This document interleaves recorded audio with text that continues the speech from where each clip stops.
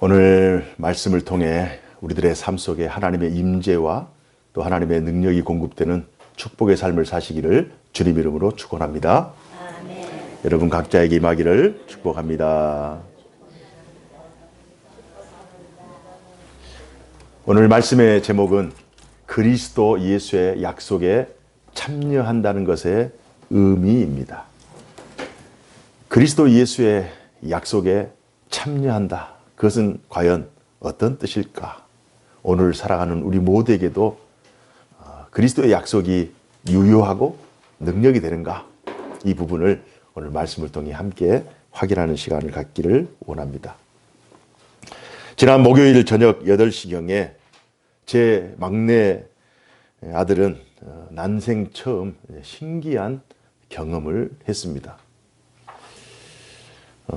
지름 1cm가량의 우박이 한 15분 정도 내린 것 같아요. 서울 경기 이쪽으로 해서 아이가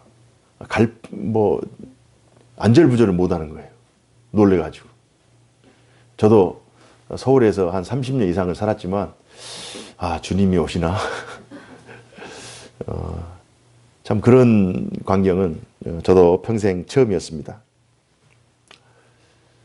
예기치 않은 상황, 또 예기치 않은 환경, 예기치 않은 우박. 우리 인생을 살아가다 보면 우박을 맞을 때도 있고요. 또 태풍을 맞을 때도 있고, 다는 아니지만 정말 어떤 사람은 벼락을 맞는 그러한 경우도 있습니다. 하루라도 우리의 삶이 조용한 날은 없고요. 그럼에도 믿음을 가진 우리 신자는 이 험난한 인생, 예측 불가능한 이 시대를 참 믿음으로 견뎌내야 되고, 믿음으로 뚫고 나아가야 되고, 믿음으로 참고 살아가야 되는 그러한 삶을 살아가야 될 존재들입니다. 하루라도 조용한 날이 없습니다만, 그러나 그럼에도 불구하고 신앙을 고수하며 살아가는 그러한 신자의 삶을 우리 모두가 능력 있게 살게 되기를 주님 이름으로 축복합니다. 성경 속 요셉이 그렇게 살았습니다. 요셉은 하루아침에 종의 신분으로 떨어졌고, 또 사람들의 모함을 받아서 죄수의 신분으로 감옥에 갇히고, 그리고 많은 사람들에게 참 어려움을 당한 그러한 경우들을 우리가 보게 됩니다. 요셉의 인생을 가만히 보면 요셉이 우박 정도 맞는 것이 아니라 아예 번개를 맞은 것 같은 하루아침에 청천벽력을 경험한 그러한 인생이 바로 요셉의 인생이었습니다.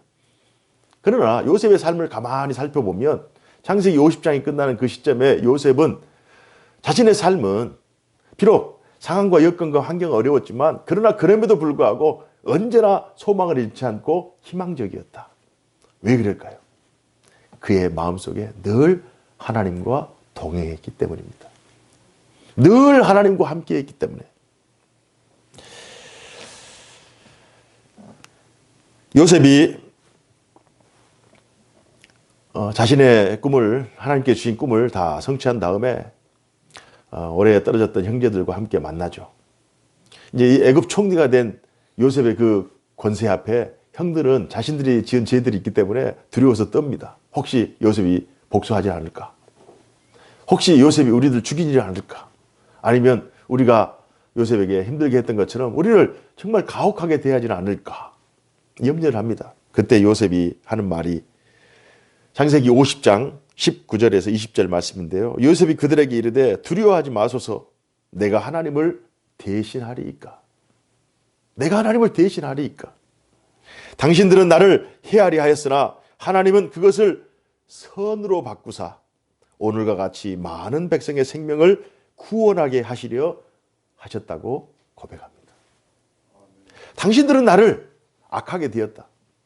당신들이 행한 것은 죄악된 것이다. 나를 해롭게 하였다. 그러나 하나님이 나의 인생에 개입하셔서 그것을 선으로 바꾸셨다는 것입니다. 하나님이 나와 함께 하셨다. 하나님이 나를 도우셨다. 하나님이 필요한 때마다, 어려운 때마다 피할 길을 내시고 나로 하여금 이기게 하셨다. 이게 요셉의 고백입니다. 그런 매 순간 자신의 인생을 하나님으로 풀어나갔어요. 맡긴 것 같으면 하나님으로 풀어나갔고, 또 주저앉아 있는 것 같으면 하나님으로 다시 힘을 내고, 절망 가운데 있다면 다시 하나님이 소망이다라고 하나님을 붙잡고 하나님으로 인생의 모든 얽혀있는 실타리들을 하나하나 풀어나갔던 그러한 인생이 바로 믿음의 사람 요셉의 인생입니다. 형들이 자신에게 어려움을 준 적도 있었고, 사람들이 자기를 모함하여 참 죄인의 신분에 떨어진 적도 있었고, 그러나 그것을 손으로 바꾸신 분이 하나님이시다. 그런 강력한 믿음이 요셉에게 있었습니다. 사업이 실패하고 또 시험에서 떨어지고 거듭되는 인생의 역경을 우리가 헤쳐나가면서 분명 우리의 인생은 위기지만, 그러나 그럼에도 불구하고 하나님은 나와 함께 하신다. 하나님은 나를 도우신다. 하나님은 정말 구덩이에 빠져 있는 나를 건지시고, 사람들에게 모함을 받고 죄인의 신분 속에 감옥에 있는 나를 이끌어내셔서 광명의 빛으로 나의 존재를 다시 일으켜 세우신다. 이게 바로 요셉의 믿음이에요. 그래서 이 믿음을 가지고 있는 사람은 이 시대의 요셉으로 당당하게 어려움을 맞서서 살아갈 줄로 믿습니다.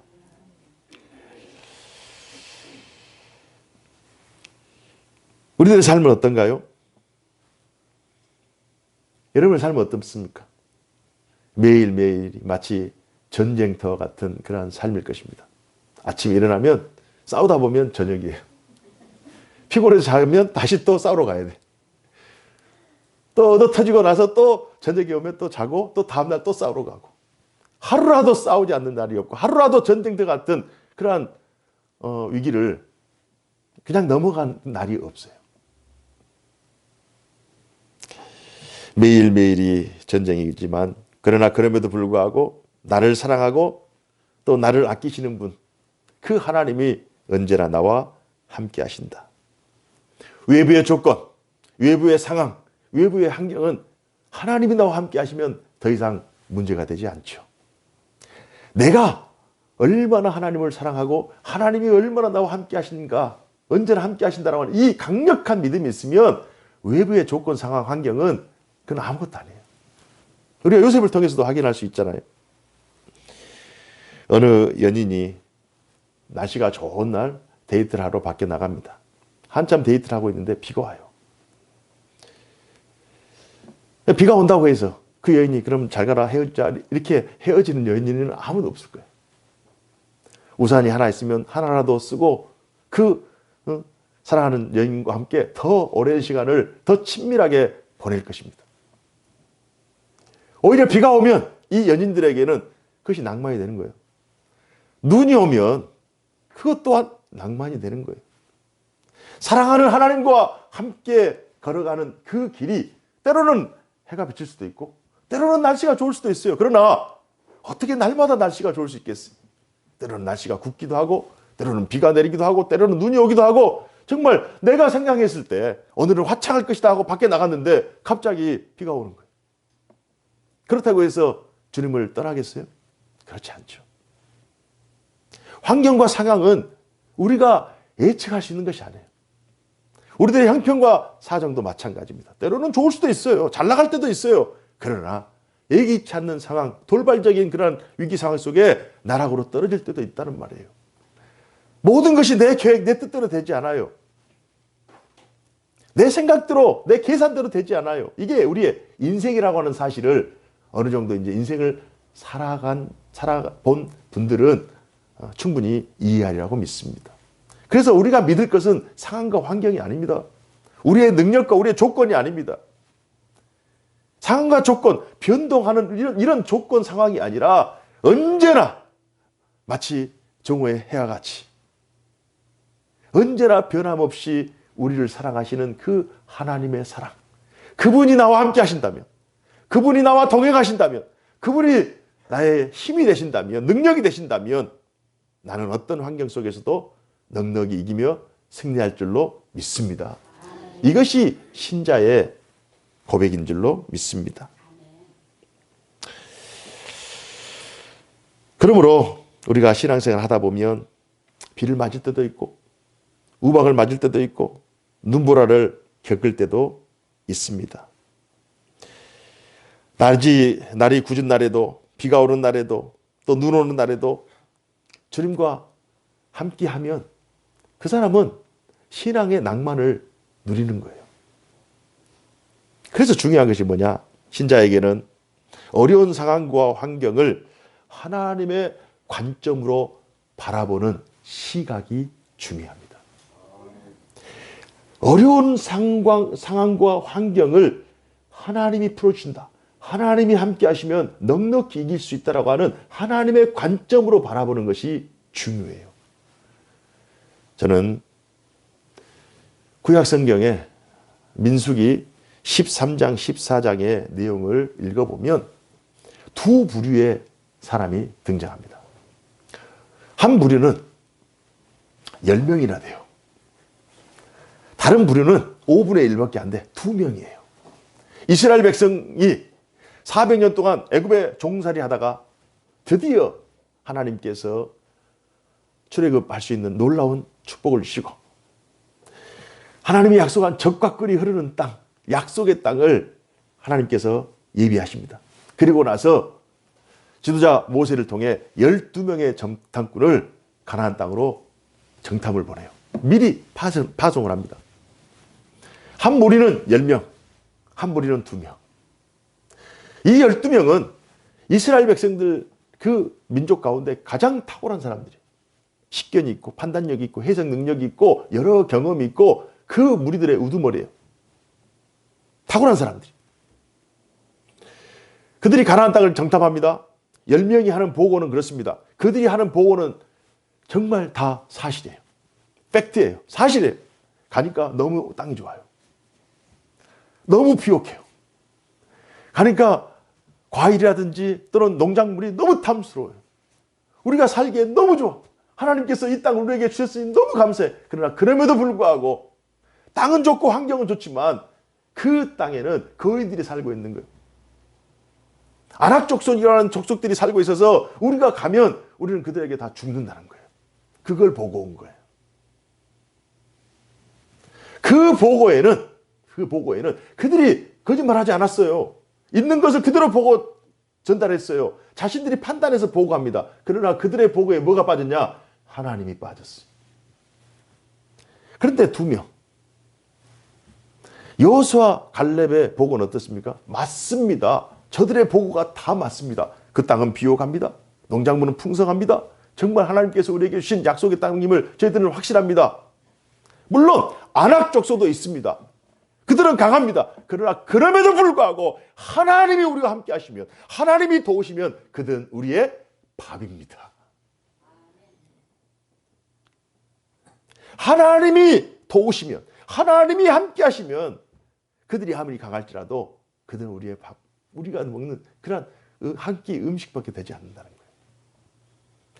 하나님이 있고 없고 어려운 상황, 어려운 조건, 어려운 환경 속에 다 상황은 똑같아요. 팩트라니까요. 사실이라니까요. 어려운 건 다 어려운 거예요. 내가 어려우면 다 어려운 거예요. 사람들이 믿지 않는 사람들이 어려우면 믿는 사람도 어려워요. 신앙 없는 사람들이 힘들다고 하면 신앙 있는 우리들도 동시에 살아가니까 어려워요. 힘들어요. 그들이 하는 말이 다 맞아요. 사실이에요. 그러나 그 상황을 바라보고 판단하는 그 판단, 하나님이 있느냐, 하나님이 없느냐. 요셉이 힘든 상황 속에서도 하나님으로 삶을 이기며 판단했던 것처럼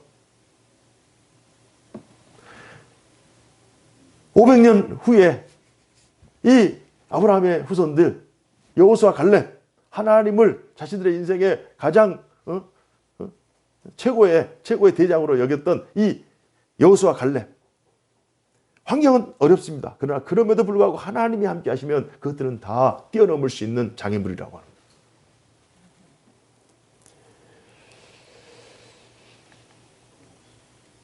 그러므로 우리는 하나님과 동행해야죠. 하나님의 임마누엘의 삶을 살아야죠. 여러분에게 제가 한 가지 묻겠습니다. 누가 과연 형통한 사람인가? 누가 형통한 사람인가? 일이 잘 되는 사람, 승승장구하는 사람, 자신의 계획대로 뜻대로 생각대로 다 잘 되는 사람, 이 사람이 과연 형통한 사람인가? 성경에는 아무리 일이 잘 되고 아무리 자기의 계획이 다 이루어진다 할지라도 하나님이 없는 사람은 형통한 사람이 아니에요. 비록 좀 넘어지고 비록 어렵고 또 요셉과 같이 억울한 누명을 쓰고 또 사람들에게 버림받고 어려움 그런 고난 가운데 있을지라도 하나님이 함께하면 그 사람은 형통한 자인 줄로 믿습니다. 요셉이 그런 인생이잖아요. 이스라엘 백성의 삶 속에서 그 하나님의 형통에 대해서 우리가 다시 한번 생각할 필요가 있어요. 우리들의 인생을 한번 이 말씀을 한번 적용해 볼 필요가 있는 거예요. 누가 형통한 사람인가? 일이 잘 되고 못 되고를 기준으로 삼고 형통을 따지면 이 세상에 성공한 사람은 다 형통한 사람이죠. 그러나 그렇지 않아요. 하나님이 함께하는 사람, 하나님과 동행하는 사람, 하나님을 늘 임마누엘로 함께 모시고 하나님의 임재를 늘 경험하며 살아가는 사람이 형통한 자인 줄로 믿습니다.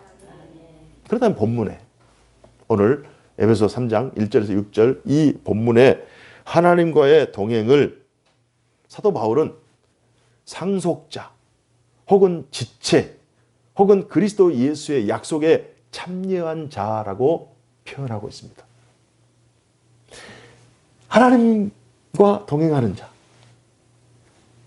하나님으로 인하여 형통한 자, 그 사람을 상속자 혹은 하나님과의 지체 또는 약속에 참여한 자 이런 식으로 표현하고 있어요. 우리 본문 6절 말씀 다시 한번 읽어볼까요? 6절 말씀 다 같이 읽어봅시다. 시작. 이는 이방인들이 복음으로 말미암아 그리스도 예수 안에서 함께 상속자가 되고 함께 지체가 되고 함께 약속에 참여하는 자가 됨이라 이 말씀이 있어요. 먼저 그리스도 예수 안에서 우리가 하나님의 상속자가 되는 것, 우리가 하나님의 상속자가 되고 지체가 되는 것, 하나님의 약속에 참여하는 것, 이건 하나님의 뜻입니다. 하나님의 백성을 향한 하나님의 뜻이에요. 이 말씀을 바울은 디도에게 디도서 3장 7절에 이렇게 말합니다. 우리로 그의 은혜를 힘입어 의롭다 하심을 얻어 영생의 소망을 따라 상속자가 되게 하려 하심이라.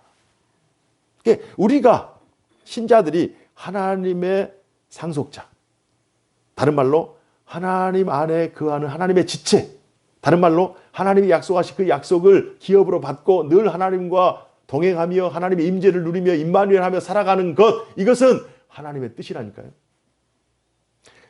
우리를 택하신 하나님의 뜻이에요. 그렇다면 하나님의 상속자가 되고 지체가 되고 약속에 참여한다라는 그 의미는 무엇일까? 그리스도 예수의 약속에 참여한다라고 하는 그 말의 뜻은 무엇일까? 저는 본문을 준비하면서 그 실마리를 우리가 늘 예배 때마다 고백하는 사도신경에서 그 내용을 확인해 봅니다. 사도신경, 오늘도 우리가 고백했잖아요.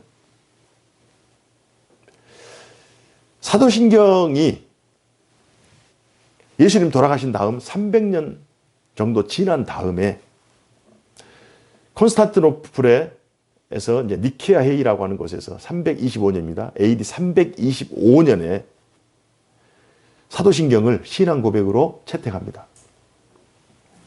그때 당시에는 AD 325년이니까 로마가 통치하던 시대예요. 그리고 헬라 문화가 그 전체 문화를 장악하고 있던 그러한 시대였어요. 그리고 그리스, 헬라, 로마라고 하는 그 이방인들이 전체를 통치하고 있는 그 시대예요. 그 시대에 그들의 사고에는 유일신 신앙이 있는 거예요. 유대교가 그 당시에 유일신 신앙이었잖아요. 유대교. 그리고 나중에 7세기에 이제 이슬람이 있겠지만은, 이슬람이 등장하지만은 그 유대인들 하나님을 유일신으로 섬기는 그 종교는 유대교가 있고 이슬람이 있고 그 사이에 이제 기독교가 있는데, 이 유대교와 기독교의 차이는 딱 하나. 유대교는 성부 하나님만을 유일하게 하나님으로 섬깁니다. 그러나 기독교는 성부 하나님, 성자 예수님, 성령 하나님, 이렇게 삼위일체 하나님을 하나님으로 섬깁니다. 하나님의 본질이지만 위격이 세 개가 나눠지는 거죠. 그때 당시 사람들은 이해를 못하는 거예요. 유대인들도 마찬가지예요. 유대인들도 사실 예수님도 유대인이고 바울도 유대인이고 베드로도 유대인이잖아요. 그러면 우리가 사도행전을 읽어보면 초창기에 그들은 그들의 성전도 같이 참여하고 같이 모이고 또 말씀도 같이 나누면서 같이 그 유대 사회 속에 살았어요. 그러나 어느 순간 그들이 유대교로부터 탄압을 받습니다. 탄압받은 이유가 뭐냐? 예수 그리스도를 하나님의 아들이다라고 선포했기 때문에, 믿었기 때문에. 그때부터 유대교에서 기독교를 탄압합니다. 그렇다면 유대인들인 사도 바울도 마찬가지, 베드로도 마찬가지, 야고보 다 마찬가지, 다 유대인들인데 왜 그들은 유대 전통인 유일신 신앙을 거부하고 삼위일체, 그 예수 그리스도가 하나님의 아들이시다, 신이다라고 하는 이 사실을 붙잡고 그런 핍박을 온몸으로 받았는가? 이게 우리의 질문인 거예요. 그리고 300년이 지난 후에 유대 땅도 아닙니다. 로마 제국이 기독교를 선포하면서 공인하면서 313년에 콘스탄틴 황제가 로마의 제국의 종교 공인된 종교를 기독교로 선포를 하잖아요. 그럼 이전까지 300년 동안 탄압을 받다가 갑자기 기독교가 국교가 되는 거예요. 그러나 그 국교로 선포하는 모든 사람들은 다 이방인들이잖아요. 이방인들에게조차도 삼위일체라고 하는 이 교리는 너무 어려운 거예요.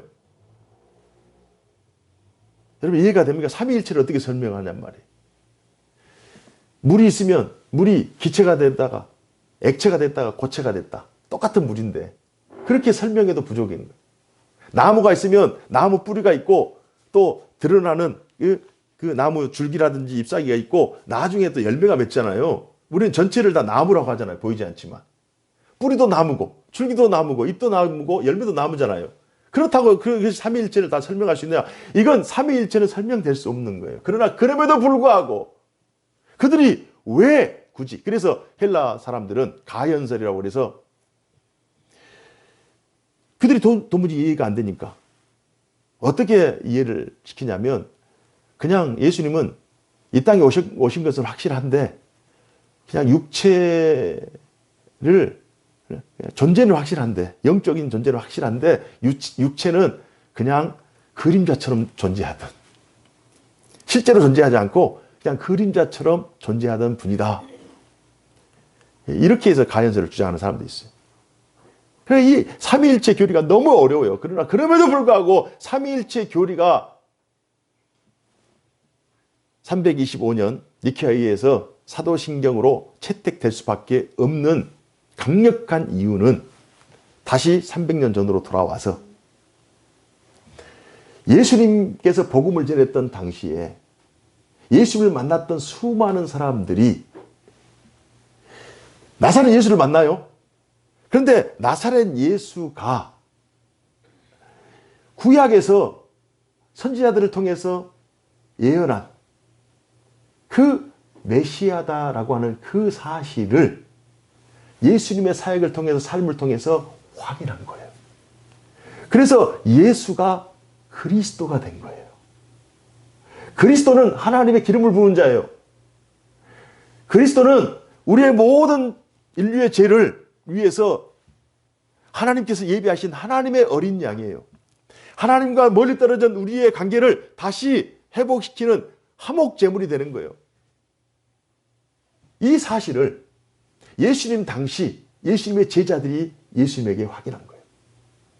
그분에게는 분명히 인간인데 그분에게는 인간의 인성을 초월한 신성이 존재한 것을 확인한 거예요. 그리고 당시 예수님께서 먹이시고 고치시고 입히시고 귀신을 쫓아내시고 죽은 자를 살리신 그 능력은 사람의 능력이 아니잖아요. 예수님의 제자들, 사도들이 그 사실에 대해서 확신하고 사도들의 제자들인 속사들이 그 사실에 대해서 또 확신하고 그들의 제자들인 교부들이 또 확신하고 그러면서 300년 동안 시대는 변하고 환경은 변했지만 변하지 않는 것은 성경에 오늘 바울이 기록한 것처럼 예수 그리스도가 하나님이시다. 예수 그리스도가 하나님의 아들이시다라고 하는 이 사실을 강력하게 믿는 그 믿음 때문에 300년이 지난 후에 사도신경의 내용에 성부 하나님, 성자 예수님이 들어간 거예요. 그런데 그들이 초창기 때 믿었던 믿음의 사람들이 어떤 믿음이 있었느냐? 예수님은 늘 우리와 동행하신다. 임마누엘 하신다라고 하는 이 강력한 믿음이 있었어요. 예수님은 늘 우리와 동행하시는데 예수님께서 십자가에 달려 돌아가시고 부활하셔서 나중에 예수님이 승천하시잖아요. 그러면서 우리에게 예수님의 영을 우리에게 허락해 주셨어요. 그분이 성령이셨어요. 그래서 육체로는 예수님을 볼 수 없지만 예수님은 언제나 우리와 함께 하신다. 그러나 전에는 예수님이 육체를 입고 있기 때문에 우리 이 각막 밖에서 육안으로 예수님을 봤다면 이제는 예수님의 영이 우리 안에 거하셔서 우리 안에 거함으로 우리가 예수님의 성령이 되고 예수님이 우리 안에 늘 거함으로 임마누엘이 실제 각 개인에게 예수님을 구주로 받아들이는 모든 사람들에게 임마누엘이 된 거예요. 그래서 예수님이 비록 승천하셨지만 그러나 예수의 영이 언제나 우리 가운데 함께 하셔서 우리와 동행하고 있다라고 하는 이 믿음이 강력하게 역사해서 300년 동안 지내온 거예요. 그래서 300년 후에 이방인들임에도 불구하고 초창기로 돌아가서 믿음의 그 역사 가운데 성부 하나님, 성자 예수님, 우리와 임마누엘 하시는 성령 하나님을 삼위일체로 고백하는 그 신앙 고백이 확정이 되는 것입니다. 사랑하는 여러분, 성부, 성자, 성령 삼위일체 하나님을 우리의 약속대로 주신 이 삼위일체 하나님을 우리가 믿으면 우리가 어떤 역사가 일어나느냐, 오늘 사도 바울이 말씀하신 이 내용이 우리 가운데 이루어지는 거예요. 특별히 그는 로마서 8장 14절에서 18절까지 이렇게 고백합니다. 제가 읽어드릴게요. 무릇 하나님의 영으로 인도함을 받는 사람은 곧 하나님의 아들이라. 하나님의 영으로, 그냥 성령으로. 성부 하나님을 볼 수 없잖아요. 성부 예수님은 오셨다가 승천하셨잖아요. 그렇기 때문에 이제는 성부, 성자 하나님의 구원 역사를 성령을 통해서 우리는 깨닫게 되고 성령을 통해 알 수밖에 없는 거예요. 그래서 성령으로 인도함을 받은 사람은 곧 하나님의 자녀가 되는 거예요. 성령으로 인도함. 너희는 다시 무수하는 종의 영을 받지 아니하고 양자의 영을 받았으므로 우리가 하나님을 아빠 아버지라고 부르짖느니라. 보세요. 예수 그리스도를 초기 예수님의 제자들과 초기 기독교인들은 예수님을 우리의 구주로 영접하면 우리 또한 작은 예수가 된다. 그래서 하나님의 나라가 예수를 통해서 선포되었지만 하나님의 나라가 예수를 구주로 영접한 당신의 자녀들을 통하여 지속되고 확장된다라고 하는, 그러면 너희는 모든 민족으로 제자를 삼아 아버지와 아들과 성령의 이름으로 세례를 주고 내가 내게 분부한 모든 것을 가르쳐 지키면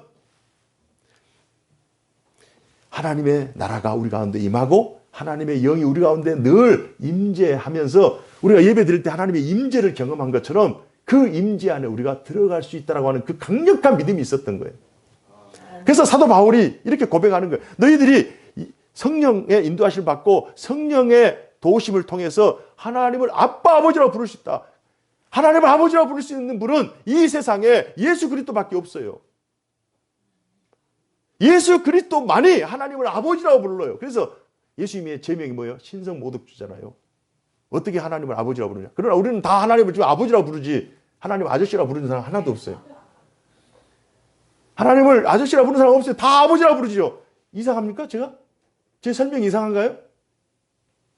다 아버지라고 불러요. 지금 아무런 생각 없이 교회 나오기 시작하면 하나님 아버지 부르는 거예요. 과연 누가 이것을 허락해 줬냐고요. 예수의 영인 성령께서 이것을 허락해 주셨기 때문에 그 믿음이 지금까지 지내온 거예요. 좀 더 읽어드릴게요.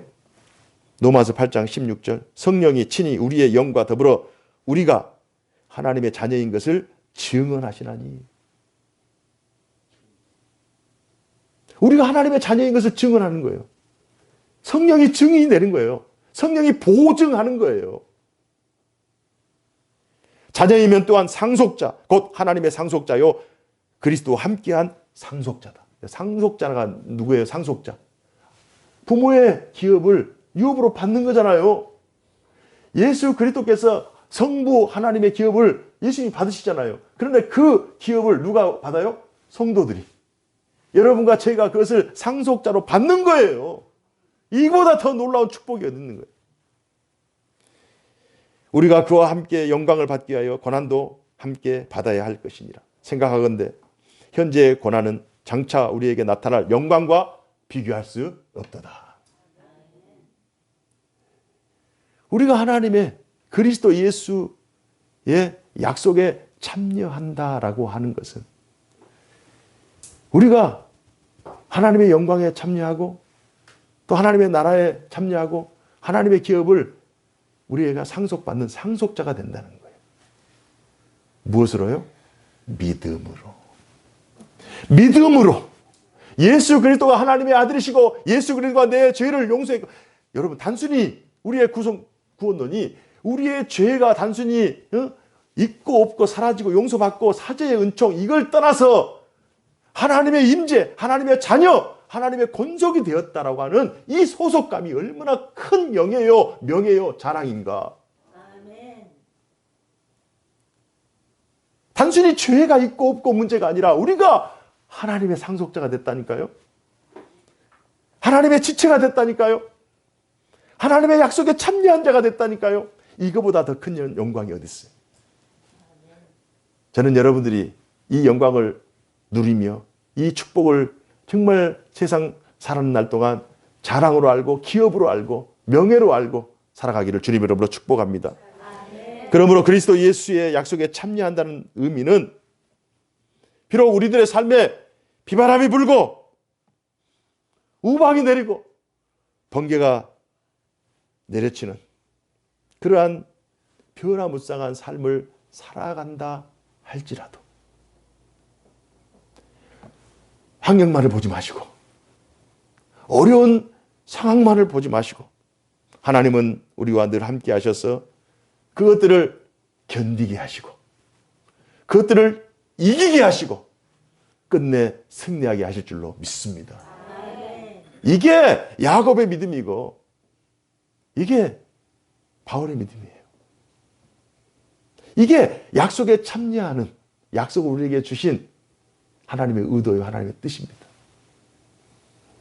비록 현재 자신에게 처한 상황, 여건, 환경이 우는 사자와 같이 우겨쌈을 당하고 정말 진짜 너무 어려울 때는 정말 너무 힘들잖아요. 그러나 그럼에도 불구하고 그런 상황일지라도 다니엘이 사자굴 속에 들어가고 풀무에 들어간다 할지라도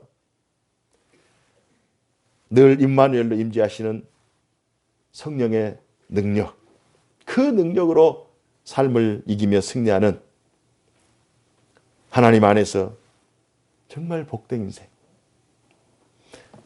하나님을 늘 나의 구주로 모시며 살아가는 그런 형통한 인생, 그런 아름답고 복된 인생 되기를 주님 이름으로 축복합니다. 아멘. 함께 기도합니다. 은혜로우신 하나님 아버지 감사합니다.